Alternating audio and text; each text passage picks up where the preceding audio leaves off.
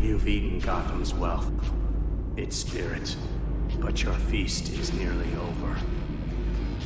This isn't a blood hole. It's an operating table. And I'm the surgeon. Why aren't you laughing?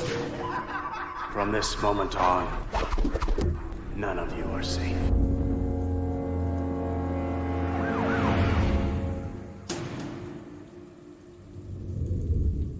Welcome to the Batman Book Club, a podcast exploring the Dark Knight Library. I am your host, Ryan Lauer. The Batman Book Club is a proud member of the Batman Podcast Network, hosted by Batman on Film. Just go to batmanonfilm.com, click on podcasts, and you'll find the Batman Podcast Network that has a whole list of other Bat-related shows that love to dive into other nerdy subjects we all love to frolic about in our free time. The Batman Book Club is also on Patreon. If you like what's going on with the show and you want to help support it and help keep those generators running in the Wayne Manor study, just go to patreon.com/thebatmanbc.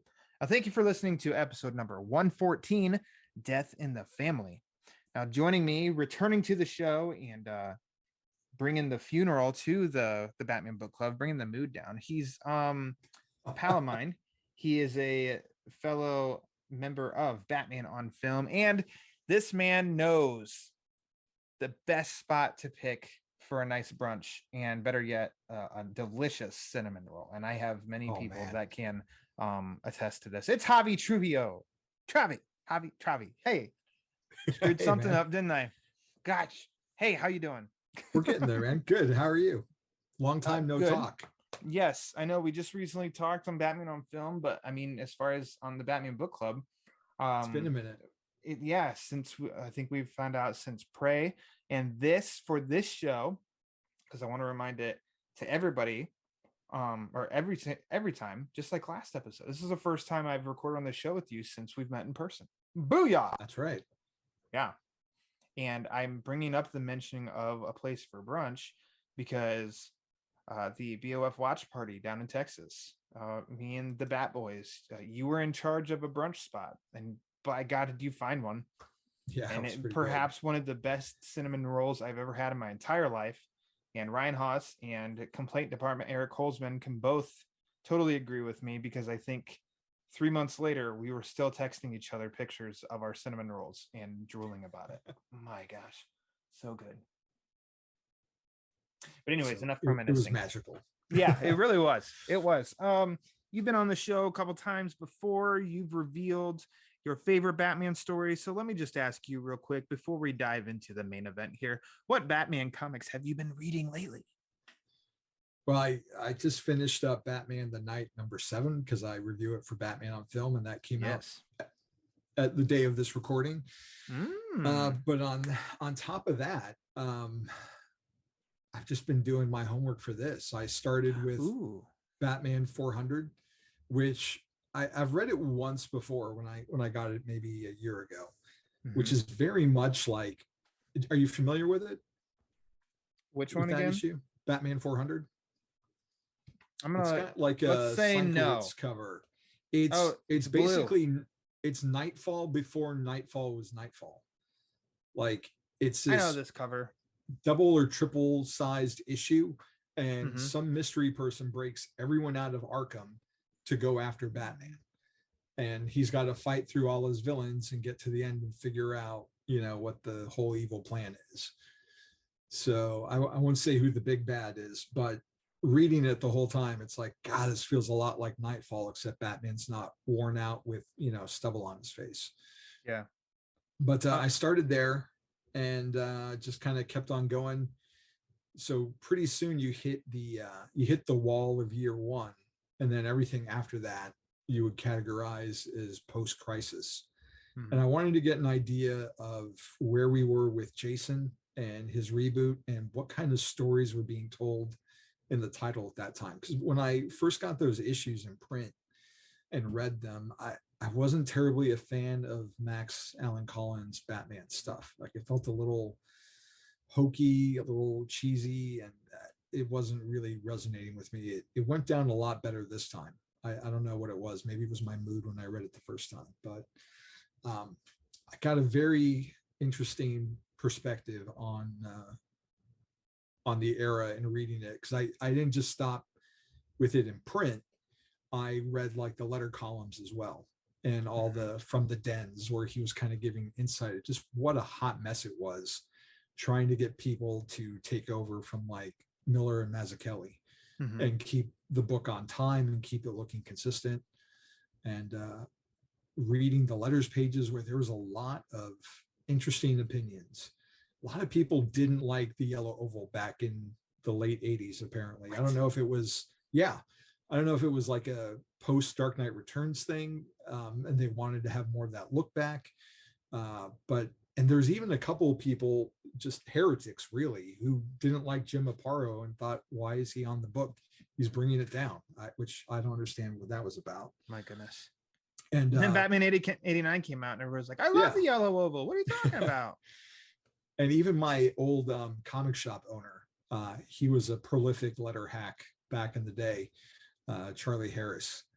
He worked at a comic shop and then he opened up his own, and I bought like my Absolute Hush from him back in the day. Nice. But he wrote a lot of letters to all the DC books, and I read like 4 or 5 of his letters in the letter column. So that was a lot of fun to just kind of reminisce. It's like, I know this guy. And I even messaged him on Facebook and let him know, and he was appreciative, getting the shout out. Yeah. So that's what I've been reading, is a lot of Batman.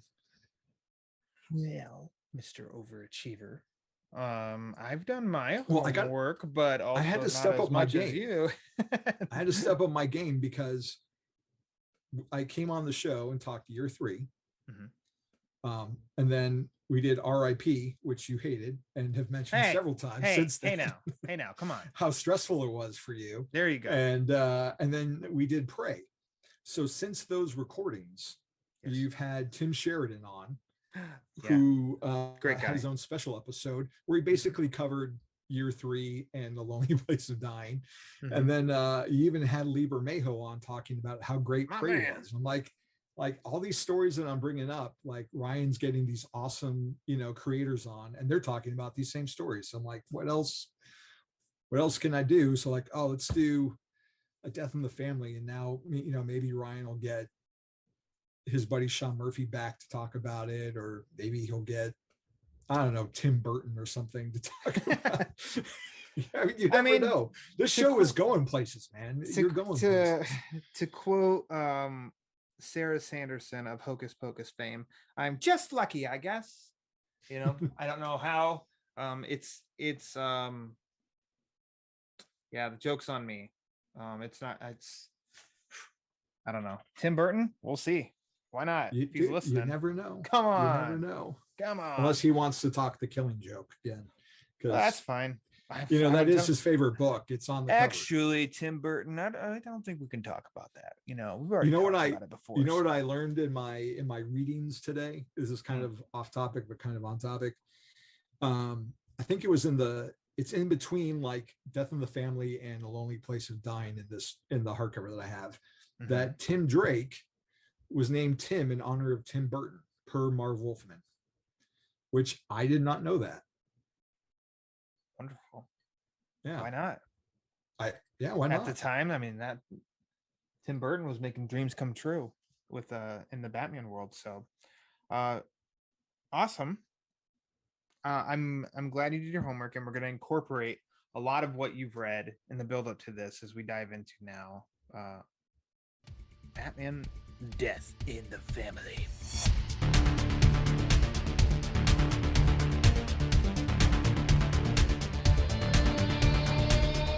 Now, this story was written by Jim Starlin, illustrated by Jim Aparo. It was released in Batman issues 426, 427, 428, 429. I don't know why I wrote down to 420. I'm like, no, this is a 4-parter. 4-parter in the Batman books in 1988. It was released. Go ahead. I'm going to say it's a 4-parter, but part 1 and part 2 are double-sized. Oh, yeah. So it's broken down into 6 that chapters.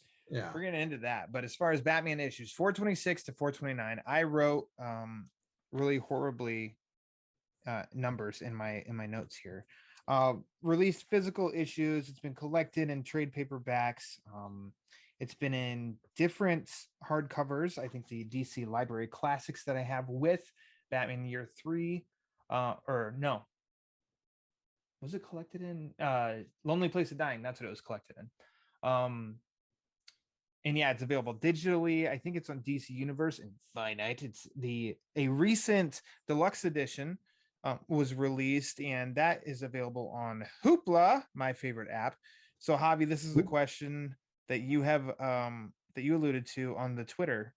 Actually, you were looking forward to my question here of which version did you read for this episode? So I did my usual my I did a combo of things like I usually do, because usually when we read something, I'll do like I'll read my original issues, and then I'll go and read it digitally as well, so I can get like the whole guided view look on it, right? But with this time, I read all my issues in print except for my homework stuff. There's a couple I read on DC Universe Infinite because I didn't have actual copies with me. But for Death in the Family itself, I pretty much only read my deluxe edition hardcover, which I think I bought in like the end of 2021 as like prep for the show someday, because I knew we were going to do it next. Yeah. And so I only stuck with the deluxe edition on this. I didn't go digital this time because I know it so well, and this has been recolored. Having said that, I did thumb through my original issues for parts 2 and 4. And then I also thumbed through my old trade, my original trade, because that was a 4th printing that I bought back in 1989. And that had a forward written by a fake professor, where he's like from the future kind of talking about this era of history in Gotham. And then it had not a prologue, it had an end piece written by Denny O'Neil, kind of explaining what happened and going into the voting and all that kind of stuff. So I looked at it through a couple of different formats, but for the first time in me being on the show, it was all physical copies. It was all print. Nice. The hardcover, or not hardcover, geez, I checked it out, the most recent hardcover on my Hoopla app for like any kind of extras, which does have a writing at the beginning from Scott Peterson, and then I think at the end of it is from Marv Wolfman, but Marv Wolfman talks about the because it's packaged with A Lonely Place of Dying, so Marv Wolfman is more so focused on Lonely Place of Dying because he wrote it. And yeah, Scott Peterson wrote about this book and how this era influenced him in pursuing comics while he was in college. And so I got the original, or the very hard to find and rare, and I'm sure it's worth a ton of money, 12th printing trade paperback of A Death in the Family, which I do remember getting this one because this was from back early 2000s, a triple package of Batman Year 1, The Killing Joke, and A Death in the Family. All I ordered when ordering things online was starting to become a thing, and I was still in high school in the early 2000s, because I was wanting to build up my Batman catalog, and I was asking and looking up like what are definitive Batman stories, and all 3 of those were it. And so yeah, I bought mine then, and I always forget because I've had this in my storage for a little while. I haven't revisited this in quite a while. So as you mentioned, there's 4 issues, but the first 2 are double sized. But in this trade paperback, it's broken up in, granted, the issues are broken up into chapters as well, 6 chapters over 4 issues, but the trade doesn't split up each issue. Instead, they split up in chapters. The most recent deluxe edition gives you the covers, which is the 4 covers by Mike Mignola. So you do see that breakup of, oh, this was 426, this was 427, as opposed to the trade, it's just strictly chapters. So I didn't that's how my 4th printing is. The covers are really small on the back. Yep. of the. Ta-da! Oh, see, yours are even bigger because mine are like spread Yours are out. I smaller posted than it on that? Okay. Twitter today, and it's kind of like one in each corner, and Mhm. then down the middle is a whole bunch of like review quotes. Yeah, Um, interesting.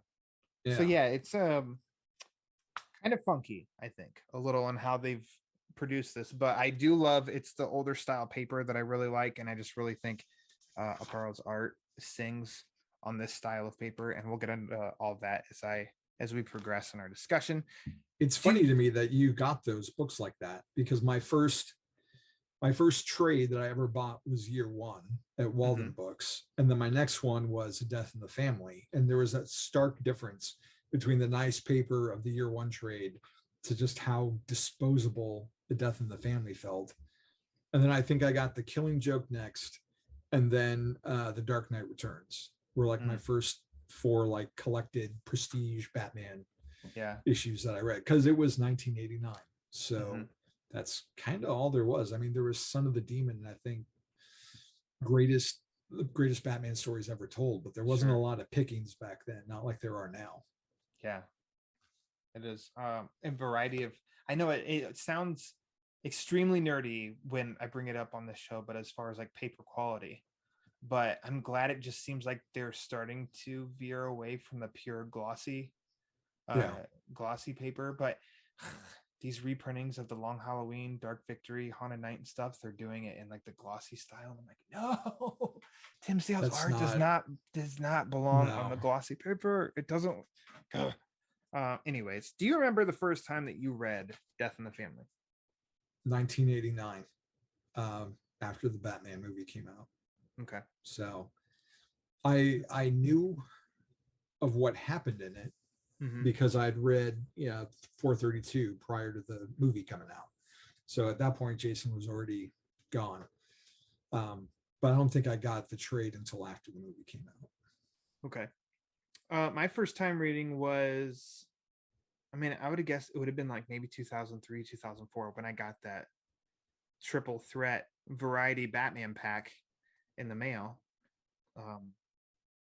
Yeah, but like you, like that first collected trade of A Lonely Place of Dying. I received that as a birthday present when I was like 7, I think. And so in it, obviously it's mentioned about Jason died and stuff. So I knew that Jason Todd died, and I think I'd asked my uncle of like what was going on here. So I knew about it, but I just never read the story until I ordered it and got this very rare and delicate 12th printing of the collected book. And then lastly, why Death in the Family? It's one of those stories that I just really loved as a kid because it was one of the few that I had.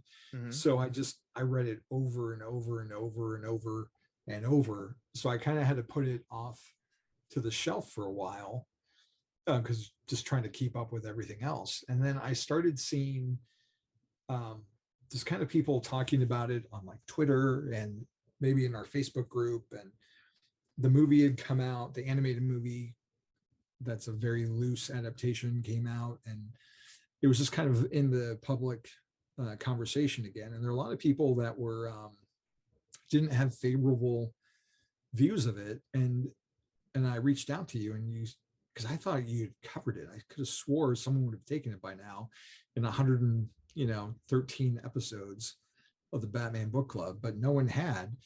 So it was something I wanted to re-examine before someone else took it, because this is kind of like my genesis of being a continual reader, because I'd read Batman comics before this as a kid, but nothing was consecutive. I wasn't following the ongoing story. So I really wanted to take a modern look at it and see how it held up for me, and just, talk about this landmark of a Batman story, whether you love it or not. Ooh. I mean, it changed so many things and the direction of the character that we're still dealing with today. That's a good term on, because I was still trying to think of like what's the best way to say it. Landmark story, Batman story, for a variety of reasons. Because yes, it is Now, I am nowhere near as conflicted with this story as I am with Batman RIP. Still raises my stress levels thinking about it. But I do go a little back and forth with this story overall. I do think a general consensus from people that I've gathered is that it's a book that's known for a moment, not because Yeah. it's just not because it's necessarily a good story. Um, I mean, everybody has an opinion. I don't think it's a bad story. I don't think it's a great story. I think it has a very memorable event, for obvious reasons, which like we'll dig into for sure. But I want to first do a little bit of backstory Okay. for this guy named Jason Todd, because there's a lot of people now getting into comics recently. I mean, hell, when this story came out, I was 2 years old. Not to age you, Javi. But I was two. But I'd read a lot, and how the consensus is that there's just, it's really hard unless you get DC Universe Infinite or you go back issue hunting in comic shops to get a true sense of Jason Todd as a character. Yeah. Because what I've discovered in looking through all these years, so I don't know if you remember, a few years ago they released a trade paperback, Batman Second Chances, and Yeah. in that, included in that, is Batman number 408. Hey, what's Batman 408? Oh, the reintroduction of Jason Todd and his origin story of stealing tires off the Batmobile. Jason Todd originally was introduced in Batman 357 by Jerry Conway and Don Newton. There aren't many collected stories with Jason Todd. Yeah. There's At least from his pre-death era. exactly. So in this Yeah. era, so I mean, unless you track down specific issues in which you look at that, he had like 50, there were 50 issues of Batman while he was Robin, and then he was reintroduced, and then there weren't even 20. Or there was Yeah. like 21, and then he was taken out. So a lot of people are only getting like two years worth of Jason Todd stories if they go and track them down. Now, he did show up in one out of continuity called Batman the Cult, which we covered on here with Except my it's man not, Carlos. My man Carlos Yeah. from the Nerd though. Room. Bat chin. But yes, but that story is unique too, because it's what I mean by it's not connected. It's just not, it wasn't an issue of Batman. It's a Yeah, okay. four-part miniseries, Yeah. Batman the Cult, that Jason Todd's in. And Scott Peterson says in the introduction of this of the newest deluxe edition about Jim Starlin, who wrote The Cult, and he wrote A Death in the Family. He was not a fan of Jason Todd, but yet you kind of got a different Jason Todd in the Cult story. Yeah. Like he was kind of heroic, and he was positive, and like he was a good character in that, compared to the monthly books.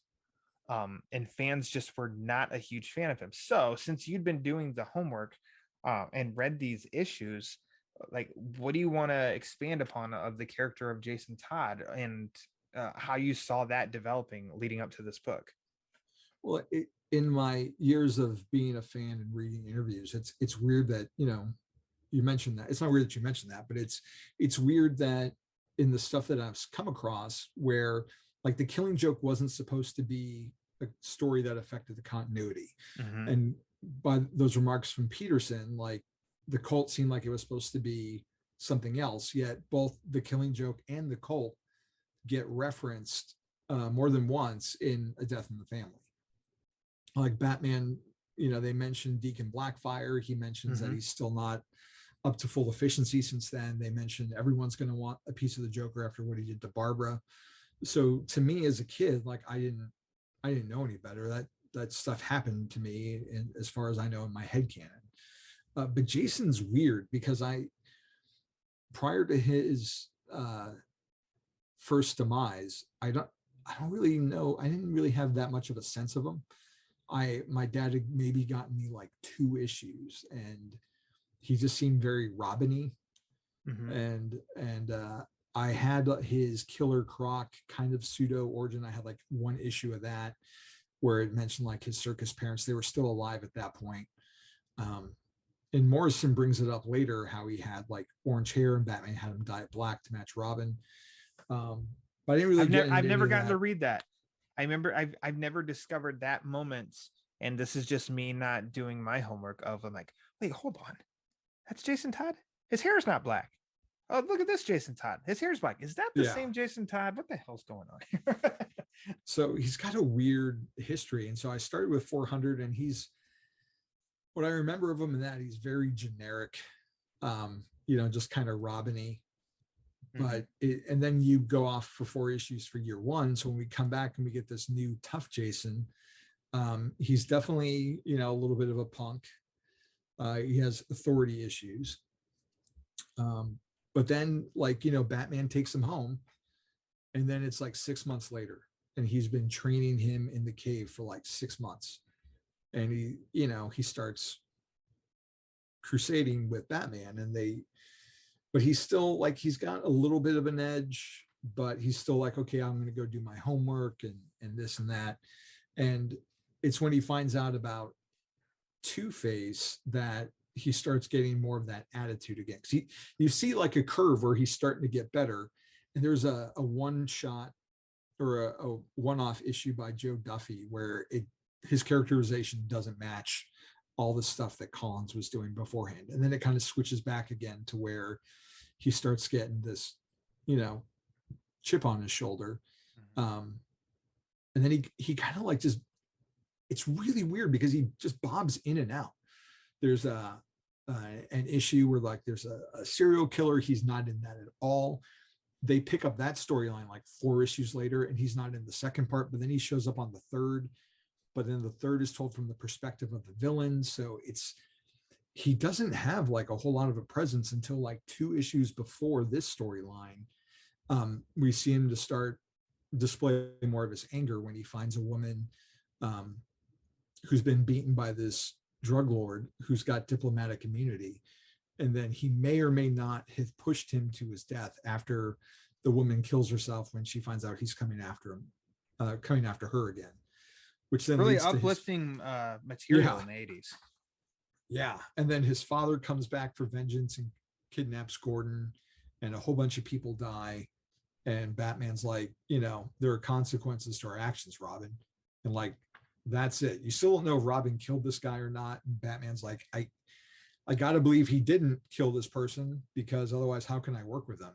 Yeah. And by the start, the first couple pages of Death in the Family, he's like, nope, you are not cut out for this right now. Like, you need to take a break. And that's where our story begins, basically. Which, if you didn't know all of that information going in, like you just said, where we start with this one, it's basically, he jumps, they go to do a, like a bust. Robin jumps too early, and Batman just basically sidelines him. Yeah, that he's not. They emphasize in the letter columns a few times because people were asking questions. Like, this Jason is 12. Like, Dick is 19 or 20, but this kid is 12. And we get an issue, 416, where Dick as Nightwing meets Jason, and he and Batman have a whole argument about it. Because the whole issue of like 408 is like really fast. Like, Dick is Robin. The Joker shoots him in the shoulder, and he falls off a roof and only gets caught by his own bat rope. And after that, Batman's like, no, you're done. Like, I can't work with anyone anymore. And then by the end of the issue, he meets Jason ripping the tires off and sees that he's, a homeless orphan, and, takes him in and calls him Robin because he helped save him. And then like the next issue, it's like 6 months later, like, I've been training this kid and giving him an education and teaching him criminology and kind of how to fight. So apparently, and I mean, Denny O'Neil was the editor at the time. Yeah. And you read interviews and such, like look up on Wikipedia, and they take quotes of what he'd say. And it was kind of it was known that at the time, like, fans did not like Jason Todd. And you going back and reading some of this stuff, um do you think that, I mean, number one, you have somebody, yes, the public knows Batman and Robin. Yeah. How much of general audience knows Robin is Dick Grayson? But for fans of reading comics, they know Robin is Dick Grayson. How much of it do you think of not liking Jason Todd is because Jason Todd's not Dick Grayson? You know, I think and there's how much a of lot it of was that. like there's a lot of that, you think? Yeah, because anyone who wasn't Dick Grayson, I mean, how many Robins have there been since Dick? Like, I can't even. 83. Yeah. Yeah. I think we're up to 85 this week. Yeah. Okay. So I think anyone, he's like the George Lazenby of Robins in a sense.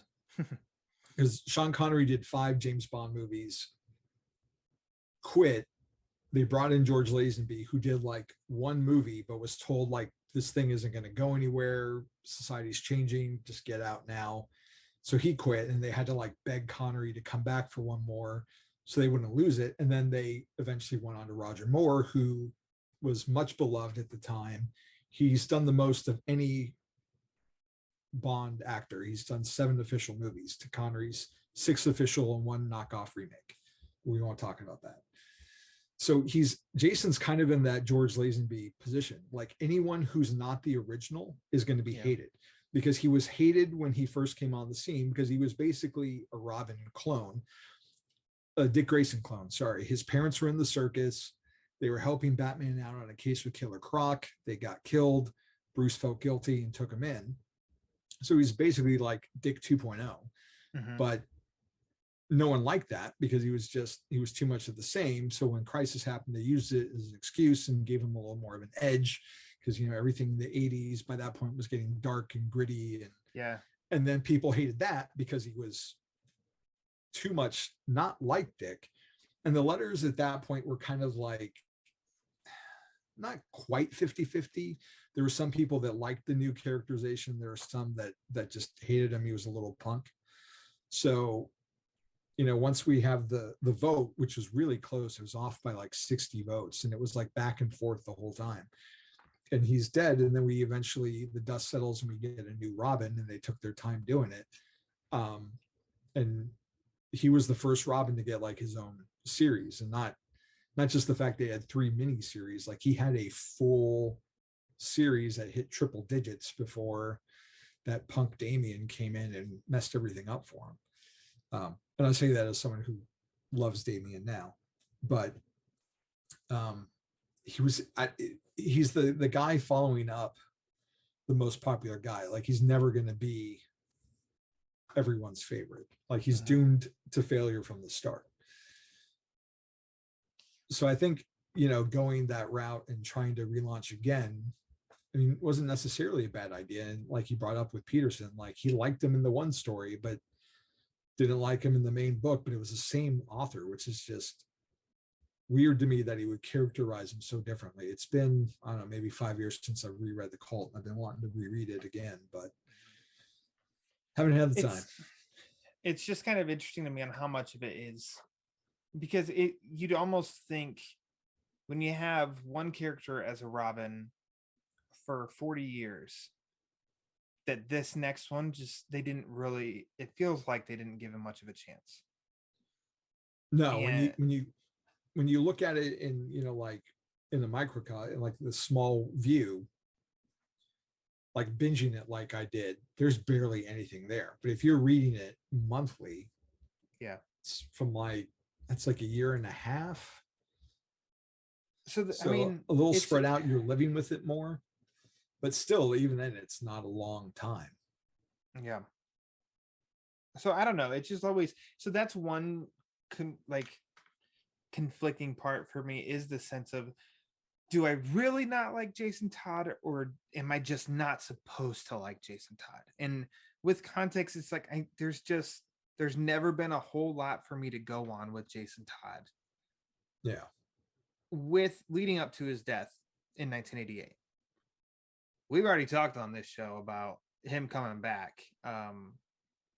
but at this point, late 80s, this story was huge because, I mean, the 60s series, you can say that helped that. It's Batman and Robin. And also, Yeah. Robin came into the picture a year after Batman, Batman was introduced, debut. Yeah. Yeah. So it has been Batman and Robin a lot. And that show was, Batman and Robin all over the place. But I think this story, I don't think it's as bad as some want to say that it is, because it does feel a little bit like, I mean, it's a comic book story. So things do fall into place. The idea of the Joker becoming an ambassador to another country and getting diplomatic immunity. Diplomatic immunity. Like that, you gotta was say it like Lethal Weapon too. Diplomatic immunity. So I mean, it's an 80s thing. It was hot at the time. There's some context to it. But like, didn't you just say that there was another story of one that had diplomatic immunity? Yeah, and so that's who Jason may or may not have purposely murdered. Yeah, the right before the story, the drug dealer got off on beating the girl because his dad was like a Bogotagan ambassador. Immunity. But before that though, like, and this is where it gets complicated. You had The Dark Knight Returns, which definitely had its political element with Ronald Reagan and the Cold War with Russia and the nukes being detonated and Superman. And then just in the main book itself, like, it was just kind of standard superhero stuff. And then Starlin comes on the book after Collins, and like everything changed. Batman has a very film noir detective style of narration once Starlin takes over, and it's just night and day different. His dialogue is so like terse, and his observations are just, they're just perfect. This the way he narrates the story and how Batman views everything, and his inner monologue.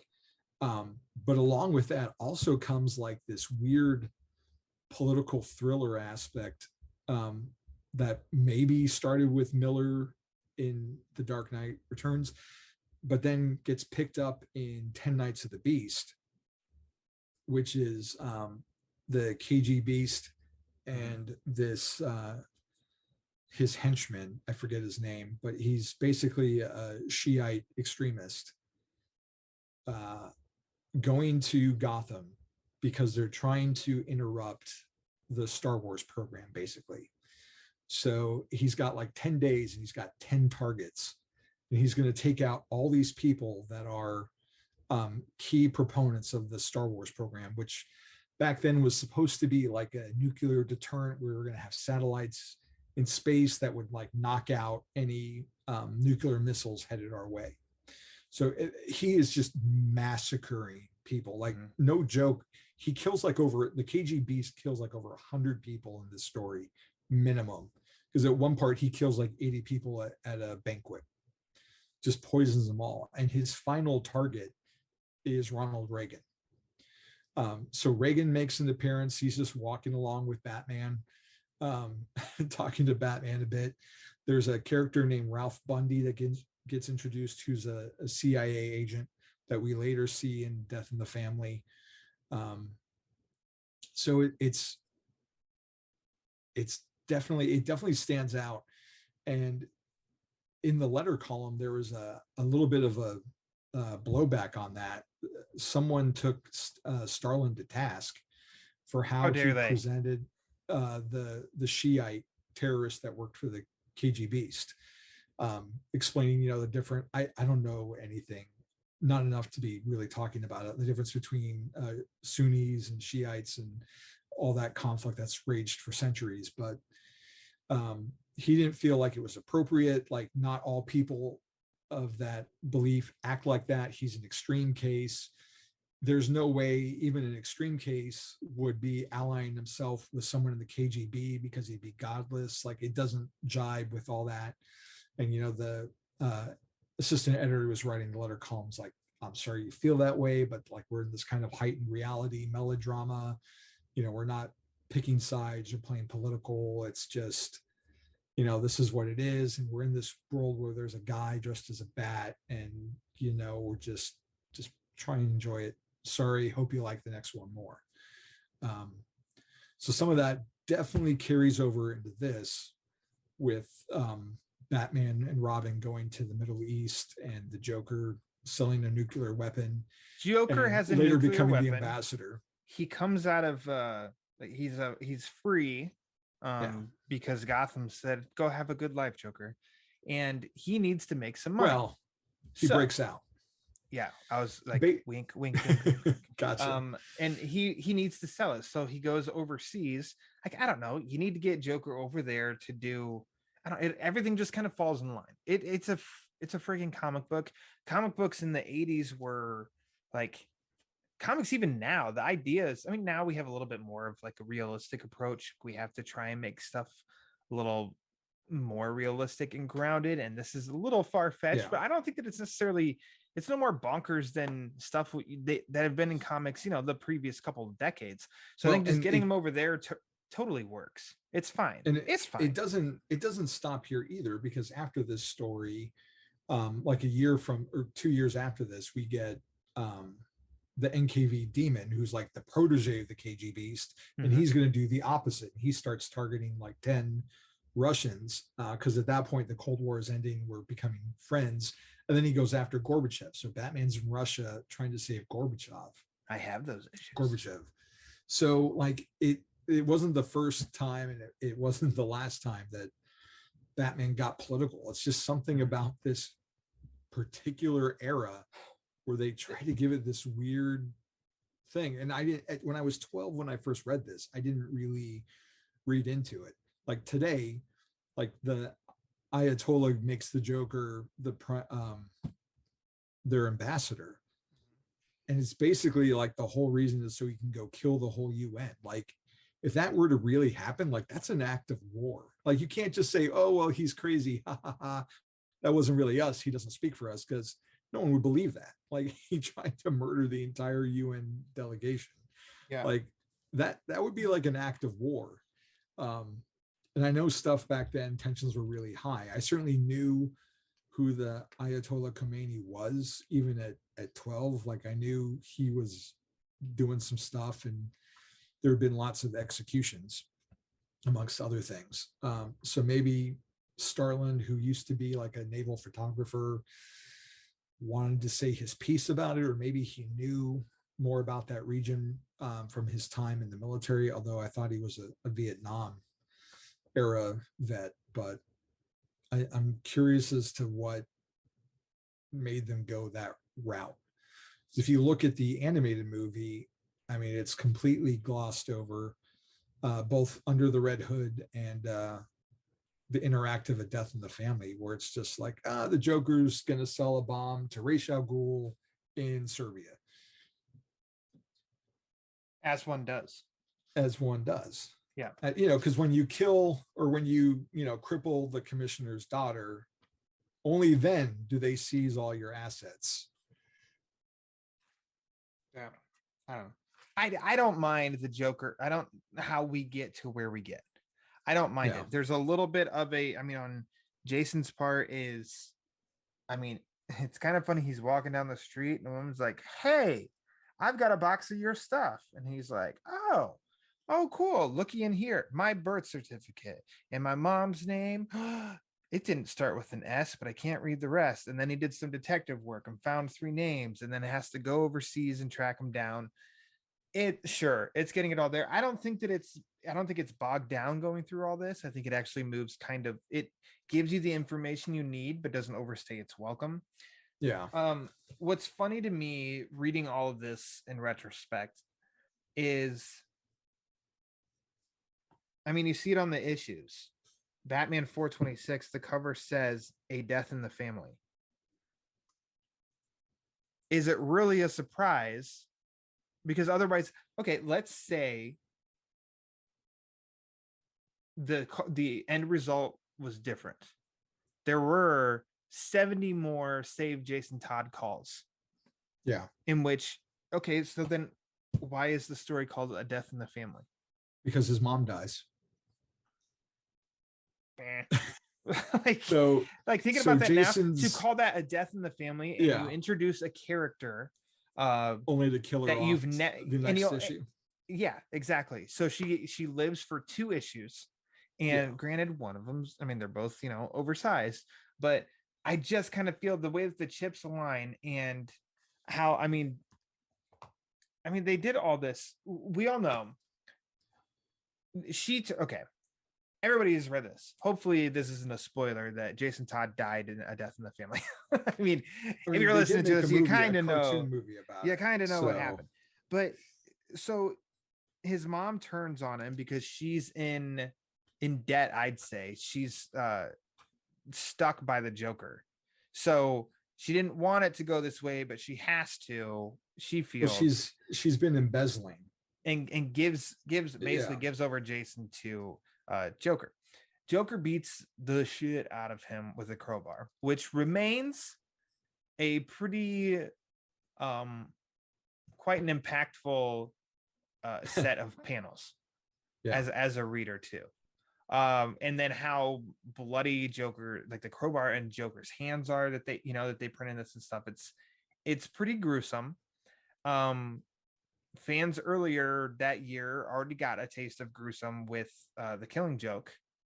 Both of them are equally as disturbing in different ways, I think. Yeah. But I mean, by the end, I mean, there's a good twist in the door's locked and the dynamite is about to go off, then it does explode, and then we see, I mean, it's an ad that many of us have seen before. The that was in the back of 427. Robin will die because the Joker wants revenge, but you can prevent it with a phone call, with a telephone call. Call this number, the Joker fails and Robin lives. Call this number, the Joker succeeds and Robin will not survive. And it was only in USA and Canada, and for only a day. Yeah. 50 cents of, if you called, it cost you 50 cents, which at the time, you'd get grounded forever if you dare make a phone call that cost your parents 50 cents, because that is asinine. And then, yes, as in the back of the trade, Denny O'Neil, he even writes the results of 5,271 to 5,343. So yes, 72 phone calls. I just said that weird. 72 phone calls. Now, I looked this up online, which is actually kind of funny to me. I never heard this. Denny O'Neil was reportedly inspired by an SNL sketch starring Eddie Murphy, where he gave 2 phone numbers, one for, one against, boiling a lobster live on the air. And at the last second, barely by not a lot of votes. Yeah, look this. I mean, if you've never heard that, No. Yeah, you can look it up. So weird. Look it up online. An Eddie Murphy bit on SNL where, yeah, it was call these 2 phone calls, or these 2 phone numbers. If you wanted to live, call this one. If you wanted to get boiled live on the air, call this one. And apparently the bit, I didn't watch the bit yet.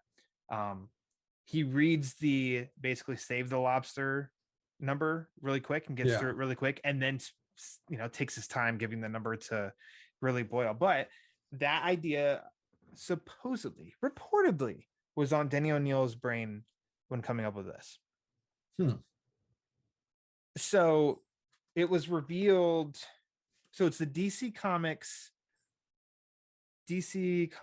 Classic Library edition. Let's see, I've got it right here. The first hardcover. DC Comics Classics Library edition of Batman: A Death in the Family, that has this story plus A Lonely Place of Dying in it. Revealed an image that the apparent image that Aparo had drawn of him holding Jason and saying he's alive.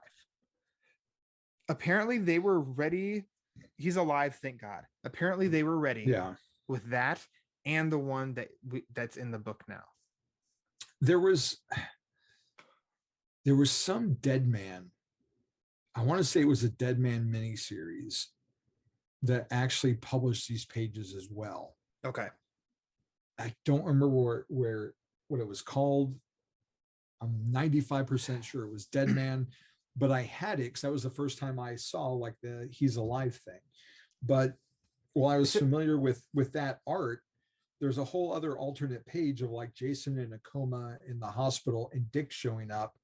And it's basically kind of like the funeral scene where Alfred's like, should I call Master Dick? And he's like, no, I'll handle this myself. That's how I want it from now on. It's basically Gotcha. that scene, except it's not Alfred, it's Dick, with Batman saying, I'm going to go by myself, which in another sense, if this wound up being the ending they went with, you know, maybe it's not only a death in the family because his mom died, but because the partnership of Batman and Robin died because he wants to be solo now. Maybe I'm grasping at metaphors, but no, I don't know. I mean, it's valid. Why not? But at the bottom in this, it says this alternate page, the one of He's Alive, thank God, for Batman number 428, illustrated by Jim Aparo and Mike DiCarlo, finally saw print in 2006 in Batman Annual number 25 to mark the return of Jason Todd to the DC universe. Maybe that's what I'm thinking of them, but I could have swore it was in like a Dead Man thing as well. Gotcha. I don't know. But I'm middle aged apparently so. they had both. To me, it just, I don't know. To me, it feels like they knew what was going to happen. This was it. I mean, it's a pretty, I think, a ballsy event to try and do. To leave it up to fans, we're letting you decide. Yeah. And that's apparently like that was the route they went. Fans voted death, and so then the arc being called A Death in the Family makes total sense. Yeah. And they're like, oh, phew, we didn't screw up by calling us A Death in the Family. Now, something that I think was, it didn't hit me the first time I read this, and then it was a few years till I realized the iconic image of Batman on his knees holding dead Jason was drawn for the trade collection, never appeared in the original story. That's very funny to me because that's kind of that is a, would you say maybe, I mean, top 10, top 5 iconic Batman image? Oh yeah. No context needed. And you see this and you know what that is. People, I mean, it's pretty obvious. The one that's in the comic of him holding Jason. Yeah, you know what that is. But there's something about this image, and that's the one that is. And I like yours all the better time for this story. My original trade had it more offset, and so Batman was kind of clipped, but yours is like the full image right in the middle. Like it works so much better like that. But yeah, that cover just leaped off, you know, the stands to me when I was a kid, and being, you know, good Catholic boy and 12 years old, like I was so afraid that my mom would disapprove because, you know, you go to that big page and there's, you know, Jason is covered in blood, and it doesn't, like, I look at it now, I'm like, oh, it doesn't look that bad. Yeah. But 12-year-old me was like worried that she'd be like, nope. They'd already looked at she'd already seen the end of year 1, like the 3rd issue where Gordon's holding the gun and his wife is in bed and pregnant, and that was like too risque for me, according to her. My dad's like, it's fine. So anytime there was anything that I thought my mom could object to, I got worried. Like the whole instead of like where the UPC code was, sometimes they had, if it was like a newsstand or a direct market edition, they would have something else, like some art, and it used to say like DC Comics aren't just for kids. And at the time I took it to mean like, oh, this is adult. Like, and I was always getting nervous about my mom seeing that and taking it away. And, you know, I had to hide the Killing Joke like under the bed, so she wouldn't go through it. Because God, if she would have found that. What do you got under there? Naughty magazines? No. Yeah. It's a Batman comic. It would not have gone well. Something that stands out to me here. So an opening to 428. So let's see. I'm flipping through. So Bruce introduces Jason to his mom and then leaves, and that's all that Bruce and oh my gosh, I had the page what her real name is. Getting there. I think S something. Dead air. It's S something. Still in the air. Dr. Sheila Haywood. Haywood. You were about to say it. Yep. Yeah. And other than that, he has no communication with her or no scenes with her, anything like that. So chapter 5 is Bruce returning to right after the warehouse had blown up, and he's looking through the rubble, and it's all internal dialogue as he's reliving all this stuff, and he relives his, where he met Jason and training Jason and then them patrolling together. And then it stuck out to me a little bit how he says, like, basically he relives he that recaps that he recaps that she was in cahoots with the Joker. And if you just take a second and think about it, it's like, how the hell does he know that? Like, that's total reader convenience here. It's not a big deal. It's not a huge deal breaker, but it's also just kind of like, well, Batman doesn't know that. And this isn't a case where Batman knows all because he's Batman. No, he literally went away. Jason then confronts his mom in the desert, no communication, and then the warehouse blows up and both of them are inside while Batman's off catching the cargo trucks or whatever, and then he comes back. I think Jason told him, and we just didn't see it again, because he sees his mom in cahoots, as he says, jumps on the bike and goes after Bruce and's like, hey, we've got Joker trouble. And then they both take off, and Batman knows he's got to go stop these trucks that have at the time what I thought of as like Smilex gas from reaching the other refugees. So Jason must have told him off panel, like, my mom is dealing with the Joker and this is what I overheard, and we got to, stop this from happening. Well, he says in the next issue, it's a recap, because if you're just joining for the first time after this monumental publicized phone gag, that you got to get everyone up to speed if this is their first Batman comic. Because it is a weird, by like today's standards, it's weird that we're doing this long recap of the whole story because we're reading it in a trade all in one sitting. Like, I don't need to be told what happened because I just read it 40 pages ago.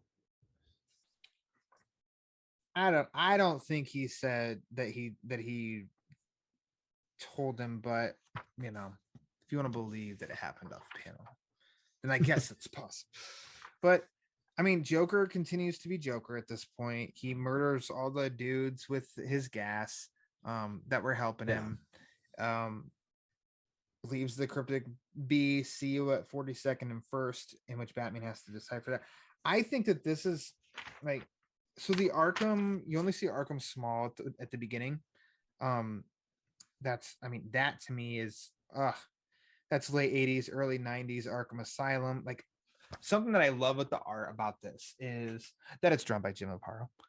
That's everything that I love about the art with this book, because, and it's classic feeling to me in the sense of these were the first comics that I saw, was like this era, late 80s, early 90s comics were the first I ever saw with Batman. And there's just such a cool vibe and look about them. And I think that also with the cemetery, where Jason and his mom are being buried. And I think that looks very much Watchmen Cemetery, in the third issue of Watchmen. I mean, like the purple skies, and there's just something about that cemetery. It feels very like 80s-ish to me. And I mean that in a totally good way. And we get a little bit in Batcave, which is good. And then, the Aparo, the 80s Superman. My God, that looks great. Joker looks like classic Joker, but also a little he looks to me, I think of the action figure, the Superpowers action figure. Yeah. Just like that classic long, what a really jaw. inhumanly long jaw. What a jaw. looking at it from like my 1989 nostalgia glasses, Sure.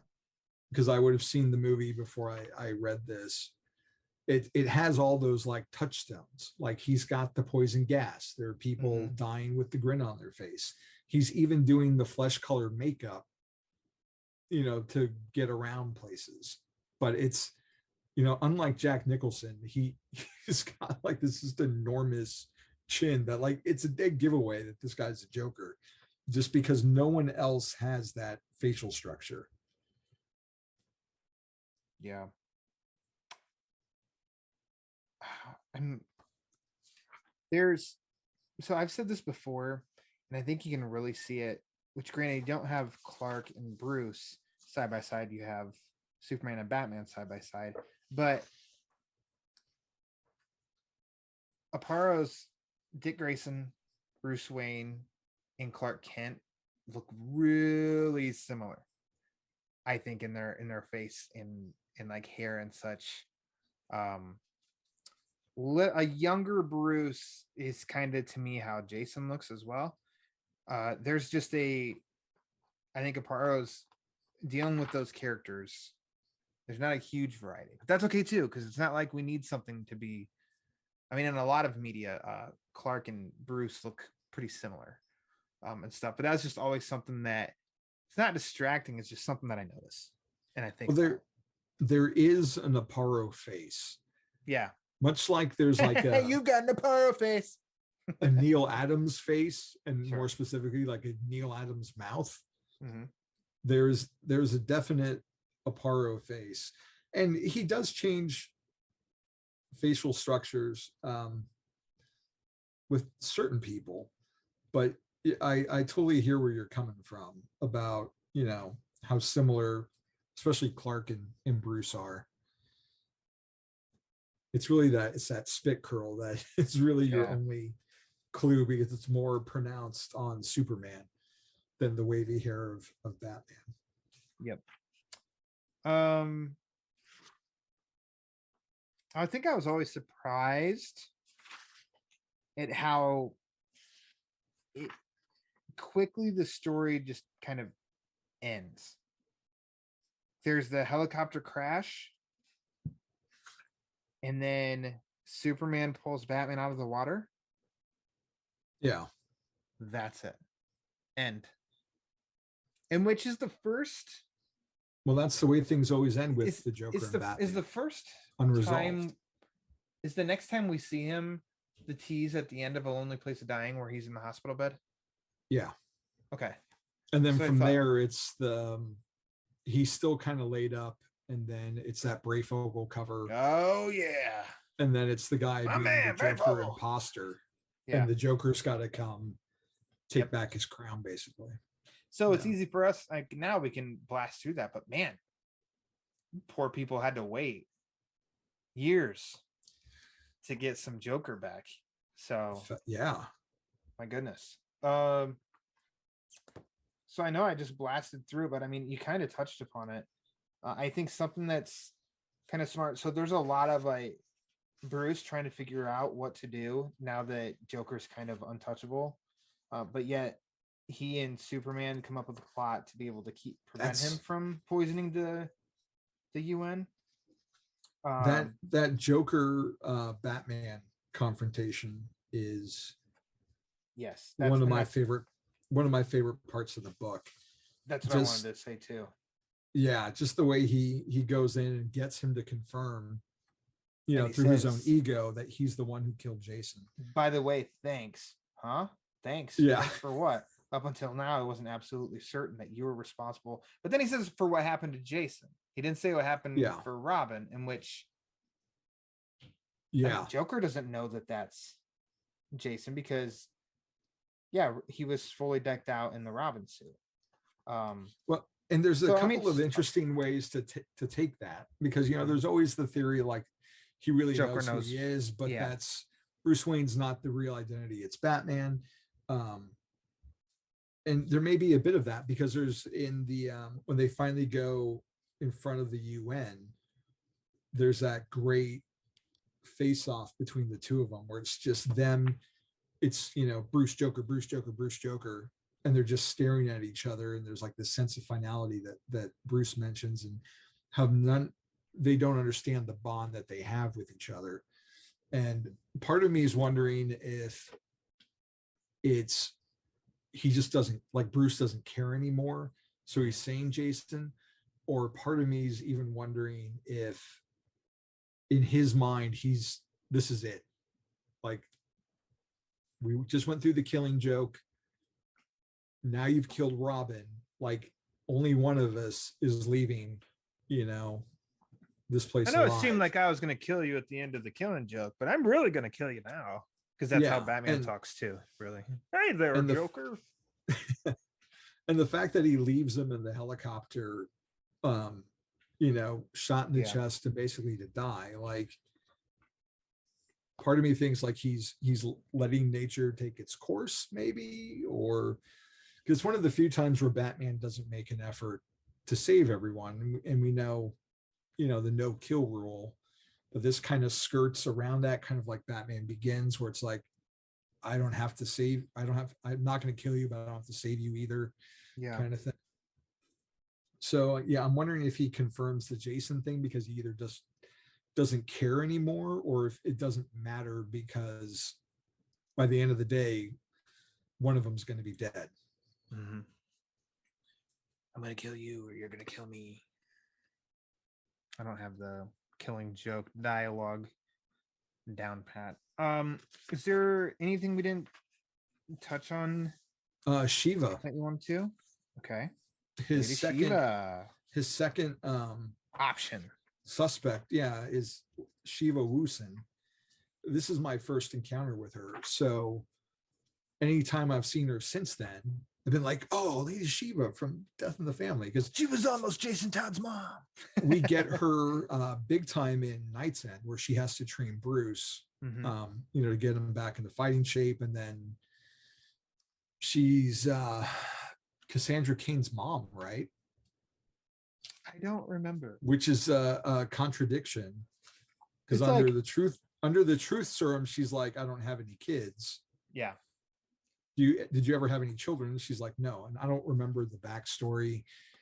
I remember like David Cain is her dad, and I want Shiva's her mom, but I don't remember how she got orphaned from Shiva.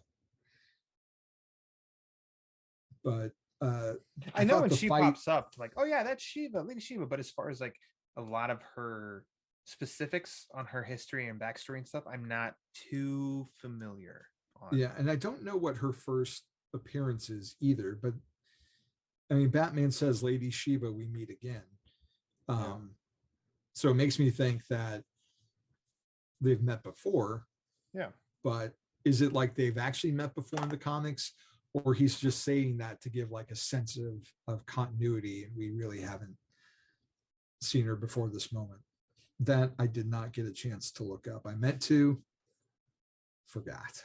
But the fight is really good. Character Aparo was created by Denny O'Neil, Lady Shiva. Okay.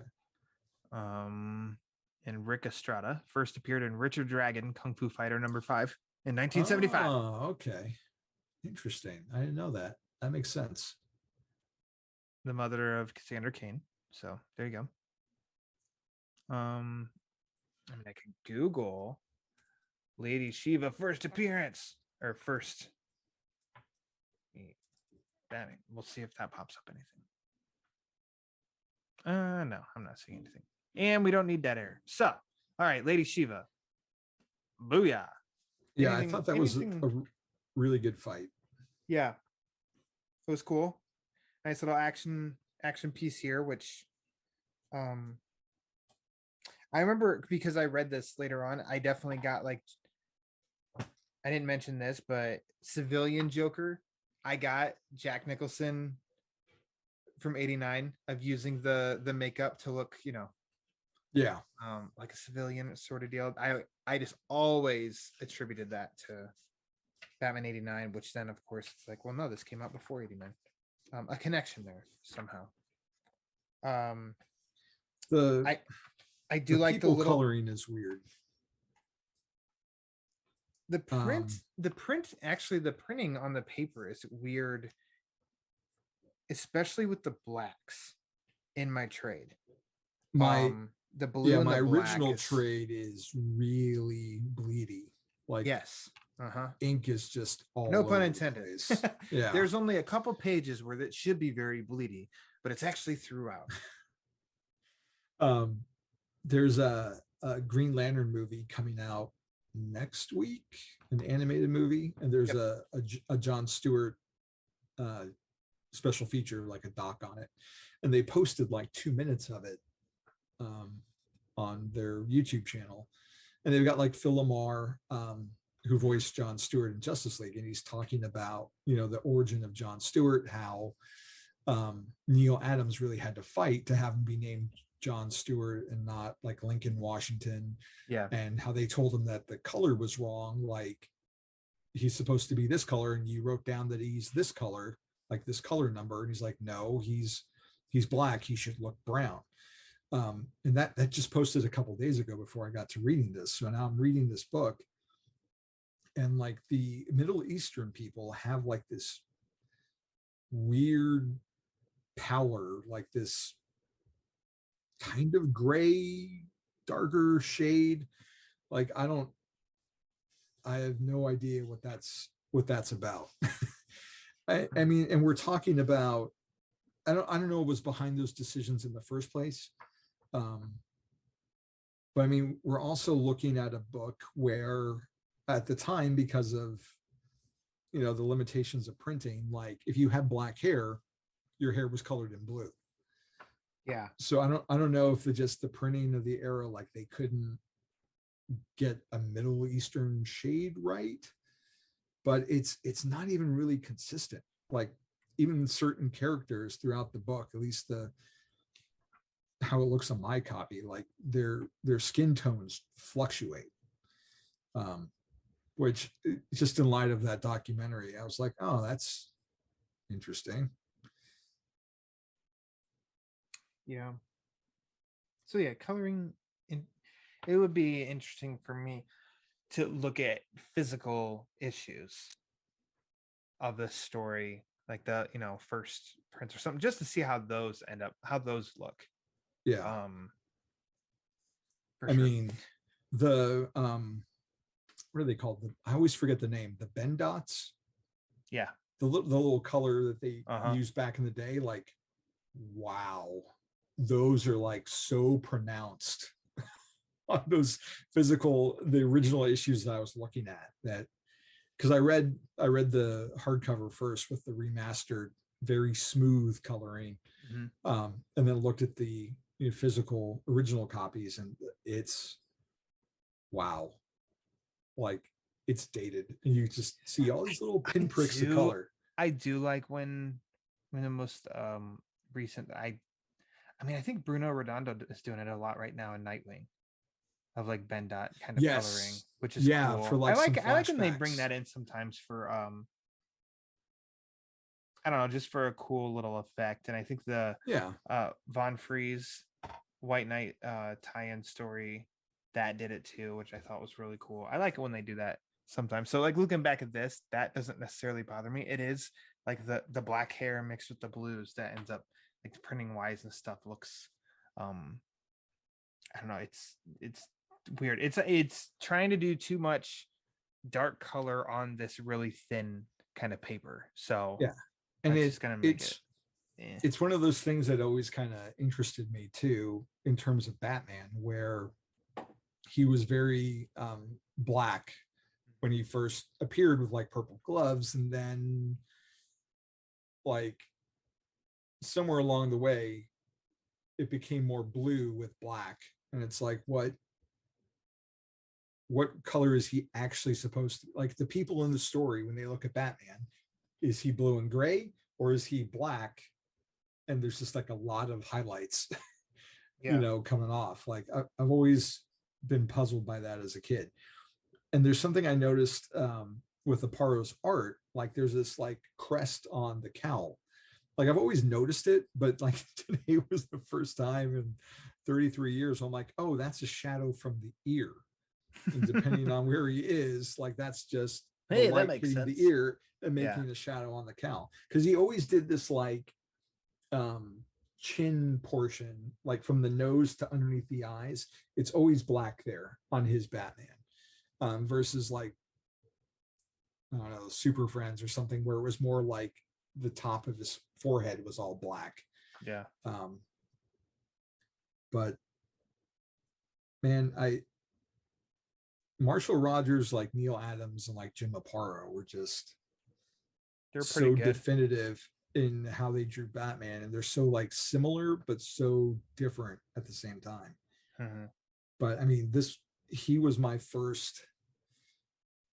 Aparo was my first like big boy Batman experience where I was reading like a current day comic, and I mean that just kind of sealed the deal for me, because it was just like I mentioned this in my first appearance here on the show, like Batman 432, like just the way his Batman would come out of the shadows or his face would be in shadow, and it was so different to like the World's Finest comics that I had read, where like Batman and Superman are trying to date this princess together, and who can get her the bigger diamond. Like it was a totally different thing. And then, you know, you go a few months later and seeing Keaton, where he's just constantly in shadow, and you can't even see his eyes sometimes because it's just shadow. Let's just say that the Batman Book Club bracket challenge for next year, covering the best Batman artist, is gonna be impossible. Yeah. There's gonna be some voting that is gonna be ridiculous, and I won't know how to choose. Neither will the people who participate, because I mean, spoiler yeah. alert, Jim Aparo is gonna be on there. So yeah, my I goodness. mean, you go Aparo against Sale, like, or even worse, what if it's like Sale versus Brayfogle? What do you do, Ryan? What do Sale you versus do? Brayfogle, Bermejo versus Aparo, Bermejo versus Brayfogle. I don't know. What if it's like that's why Bermejo I'm versus creating it. Murphy? That's why I'm creating it, and I don't have to vote. So That's like my worst. That's like my worst nightmare. It's like Murphy against Bermejo, and it's like, how do I pick? Yeah, You know, it's like, so I love them why don't you both. think They're about both that? cool guys. It's like, we've only got like 7 months, so I feel like that's going to be even worse than like the writer. the The writer was one tough. was tough. Some The people writer was did not. tough. They did not like my choosings and matchups. And I'm like, I don't necessarily like them either. Yeah. It's because we're spoiled. There's too much good talent on Batman. So Javi, It's a good problem to have. Yeah, for I sure. want to get into some favorites here as we start to inch towards wrapping up. And I want to ask you, what was your favorite part of Batman: A Death in the Family? Crap, I forgot that was a question. If you say Joker beating the hell out of Jason with a crowbar, that's sadistic. You know, I'm gonna. There's so many good moments for me. Like, but one that's always stuck with me is that confrontation that we just mentioned, where, you know, Batman confronts Joker, because this is the first. He didn't really see him in Iran. Like they were both there, but like Batman didn't really get to interact with Joker before the whole missile went off. And so this is actually, it's, you know, issue 4. This is the first time they're actually seeing each other. And it's just, there's a great sense of like tension, and for someone who's so hurt, like Batman's very calm. And I just always remember Joker's, you know, you see even a madman can add 2 + 2, and Batman's terse and come up with 5. Like that's always been a line of dialogue that I've always had in my head. I don't know why, but just how the Joker tries to needle him and get a rise, and Batman doesn't take the bait and just plays it so calm. And then he does the disappear on He Joker. gone. Yeah, and he's like, I hate it when he does that. Like, how many times have we seen that with like Gordon, or even You in can like hear, the Dark Knight I think Rises? you can hear where, Mark Hamill say that. oh yeah, You for know, sure. as if that was a scene that was deleted in one of the animated series episodes. So I guess that's got to be my get it. favorite, but there's I get you. good moments. Yeah, and that one could be it, pending my day. But I'd almost say my favorite is the opening bust Yes, because that it too. kind of encapsulates everything. I mean, it's 3 pages and quite a few panels, but it kind of encapsulates where Jason is Yeah, at this moment, Batman's feelings towards Jason at this moment. Like, why is this an issue? Like, it wraps it all up in just one quick scene in 3 pages. yeah. So if you don't know anything about Robin, which I didn't go, like this Robin, Jason Todd, which I didn't go into the story, that opening scene lays the groundwork for you. That's all you need. That's another line of dialogue that has stuck with me since I was a kid. Mhm. Back when I lost weight before I found it again. Um, We always do, whole, don't we? yeah, his whole I bring my entire 210 pounds down on them hard. Like that was like my goal for like the longest time was to hit that mark because like that's how much like, really? Batman weighs. That's what 210 looks like. Yeah, so of course that's muscle, but I mean I did get there eventually.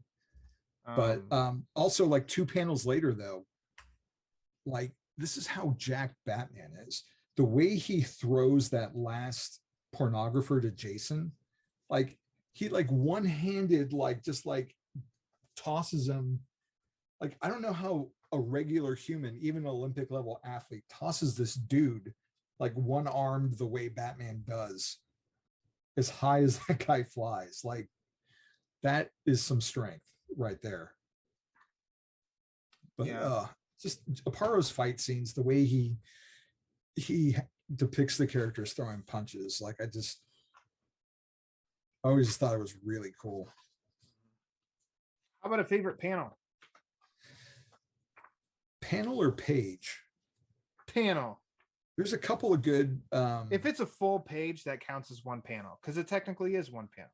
That takes. There's a couple of good splash pages in this book that I was like trying to figure out. Before I forget, the countdown to them blowing up, like reading that, like I've read this a bazillion times, but like it's still really effective. Like I still felt the tension today is like you see the time and then you see where their progress is, you see the time and like, okay, they're a little bit further. Like that's really effective sequential storytelling. But in terms of favorite panel, I decided page 19 of 429. We're at the climax. Batman is running in the background, he's running after the Joker. Batman, you can't see his face. The Joker's looking up excitedly at his getaway copter, jumps in. Batman jumps after him. He's like, no escape. And just how he killed Jason. And he just kind of trails off in his thoughts. And it feels so dramatic, intense, and it feels cinematic. And I'm sure I was thinking of, the Joker's getaway in 89 when he tries to escape on the helicopter. But like everything leads to this moment. And I just love the storytelling on the page and Batman being relentless and grabbing onto the leg of the helicopter, the skid, to get inside. It was a tough choice though. It's tough for me, and it's weird that what I'm choosing.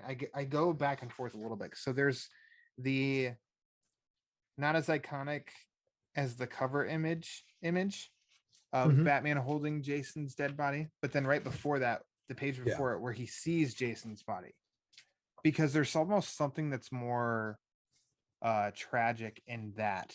Because shock. I think it's his first eyes on him, and I think you just by just looking at Jason's body and the way it's laying and the smoke and rubble around, that it just he like just the way he cradles him after he checks his pulse, and says like he's already getting cold to the touch, and then he holds him close to his body and their heads touch, and you don't see Batman's face, but you can tell that he's closing his eyes and just says gone. Like that's the only word in that panel is gone. Like to me that hits harder than this beautiful splash page on the next page. So I think it's when he first sees his body. I think that would be it. I substitute instead of favorite of like most impactful image. This is a tricky question. Bring it. What did you think of I wouldn't say would you like to see adapt. Well, I would. there you go. It's I been would. adapted as like the Kind of. prologue of Batman Under the Hood. It Yeah. was released. It was last year, right? Yeah. I think the book says 2020, 2020. but I thought it was 2021. But COVID messed up my sense of time. Mine a little bit too.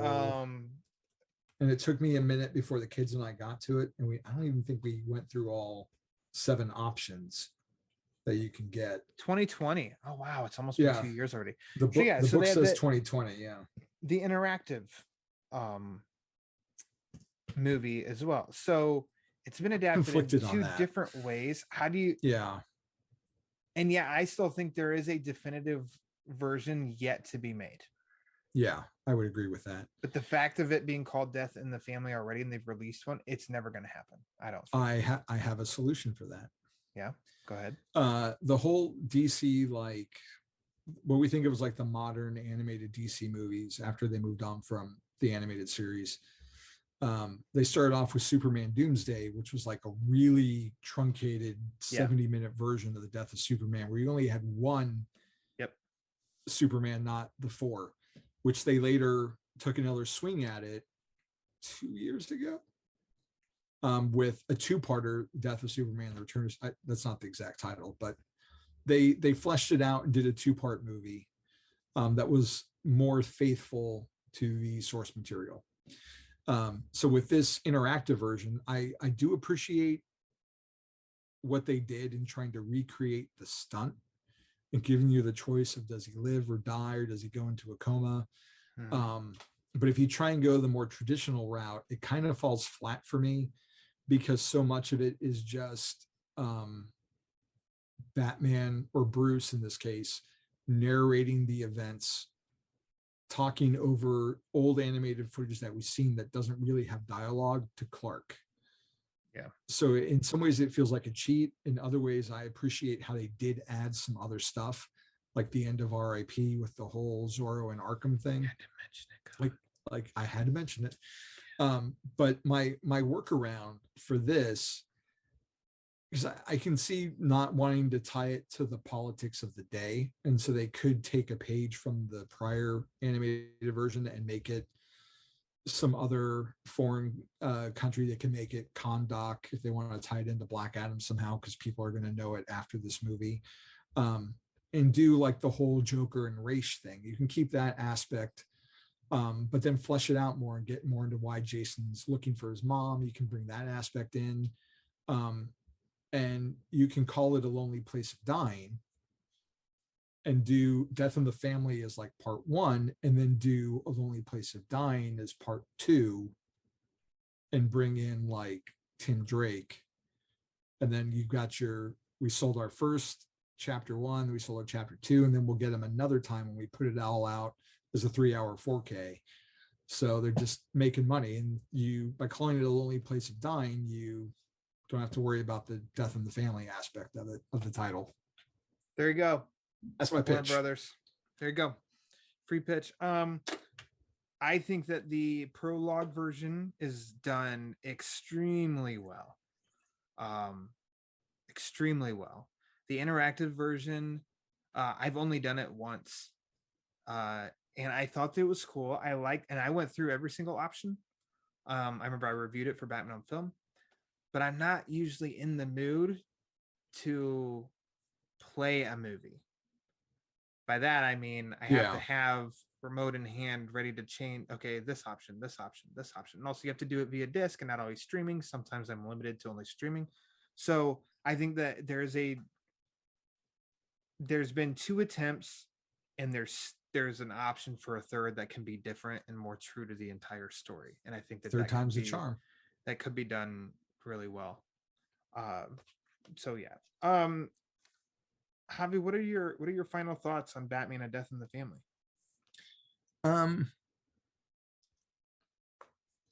It still held up for me. I think the political aspect that we've talked about, it definitely hit differently this time. It did feel a little out of place. Not not as much as I thought it was going to. Just, reading this so close after 10 Nights at the Beast, like giving it that extra bit of context, like they were doing weird stuff like this at the time. So looking at it from that prism, it makes sense. If you were to read this for the first time in 2022, I think it would play a different way and just be completely bonkers and not hold up. But in the bigger picture, I think it still does work. I like Starlin's Batman voice. I think he handles that detective style very well. And unquestionably, I mean, Jim Aparo's art is top tier. And it baffles me that he did something as celebrated and at the time, and how impactful, because we're still dealing with the fallout of this story all these years later across different social media, or not social media, different mediums, be it video games or animation or the comics themselves, with Jason being alive again. That he did something like this and then went on to do Nightfall, and Bane breaking the Batman's back, like that's iconic. And that he did all that, and at the end of 500, DC was like, you're kind of old, like you're not the cool hip artist.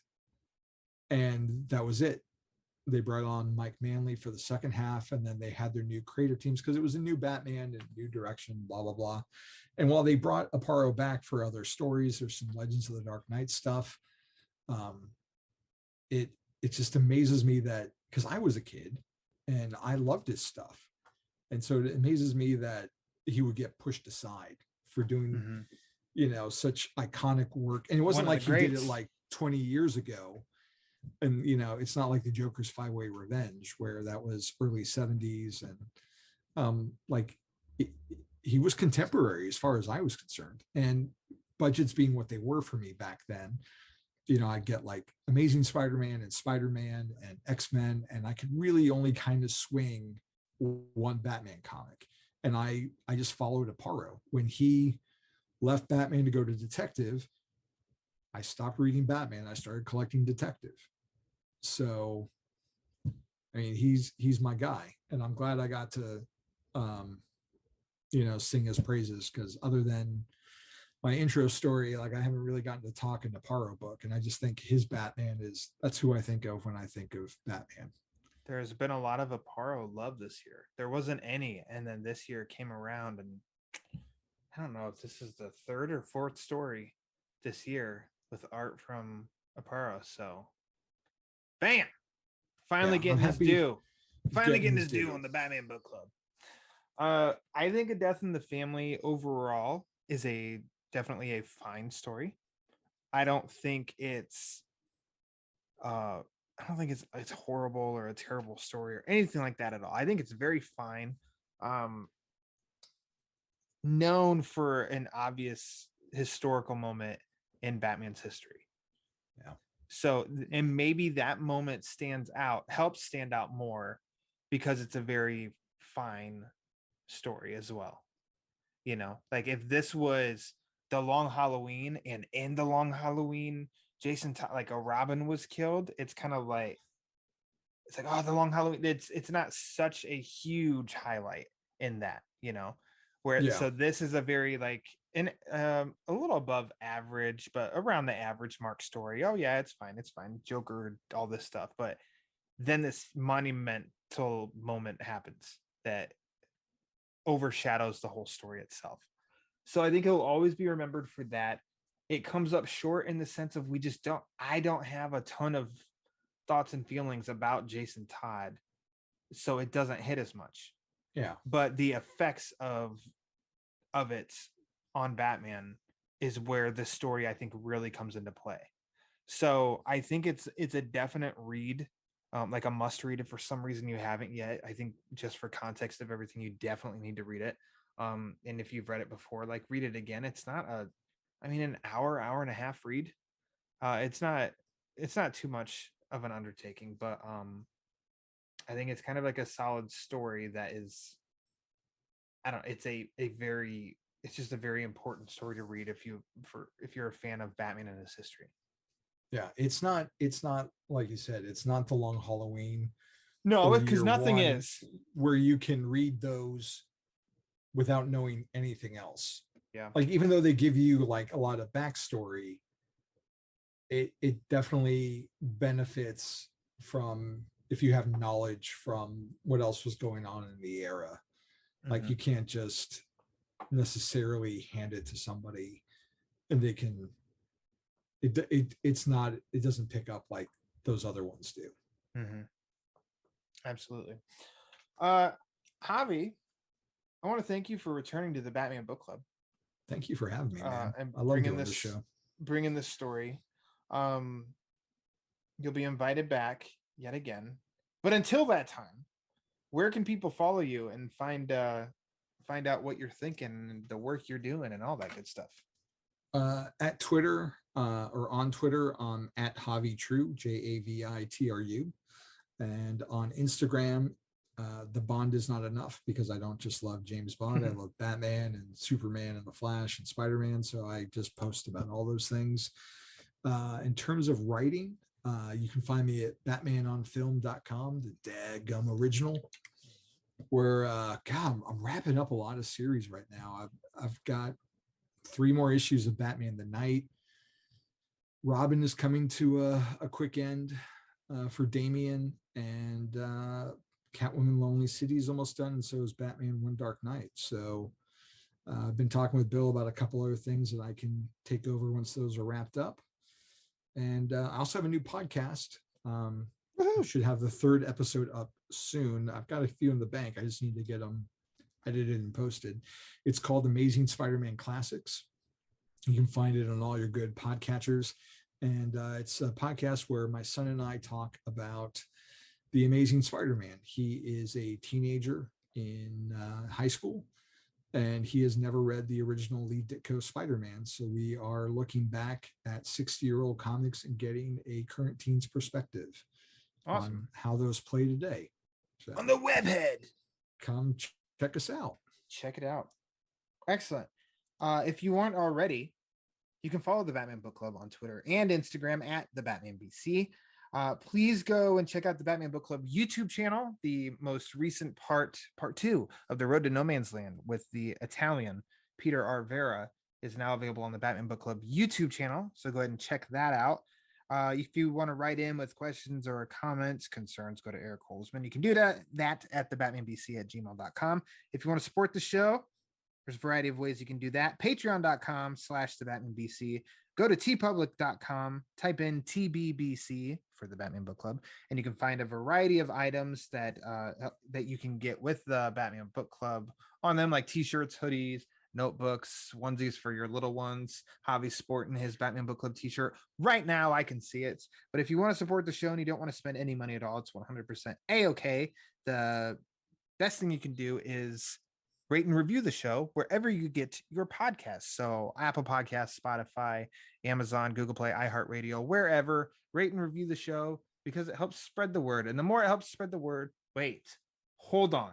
The more reviews it gets, there we go, the more it helps spread the word. And Javi, as we all know, the word is panic.